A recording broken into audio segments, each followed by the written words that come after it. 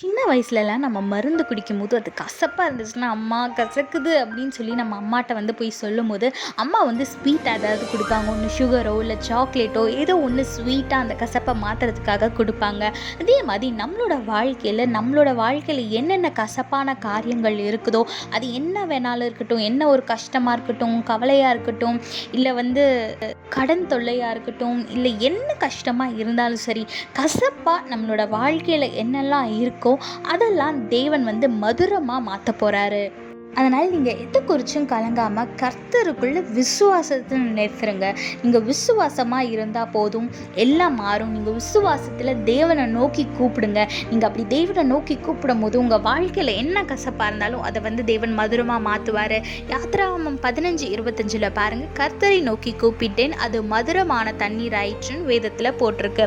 ஆமாங்க, நீங்கள் தேவனை நோக்கி விசுவாசத்தோடு நீங்கள் கூப்பிடும் போது நிச்சயமாக எல்லாம் நல்லபடியாக முடியும், ஆசீர்வாதமான காரியங்களாக நடக்கும். அதனால் எதை குறிச்சும் கலங்காமல் கர்த்தருக்குள்ள விசுவாசத்தில் நிலைத்திருங்க, ஆசீர்வாதங்களை பெற்றுக்கொள்ளுங்க. கர்த்தர் உங்களோடு கூட இருந்து உங்களை ஆசீர்வதித்து உங்களை வழிநடத்தி உங்கள் கசப்பான காரியங்களை மதுரமாய் மாற்றுவாராக. ஆமீன்.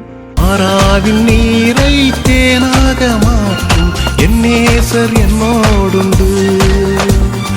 மாறாவின் நீரை தேனாக மாற்றும் என் நேசர் என்னோடு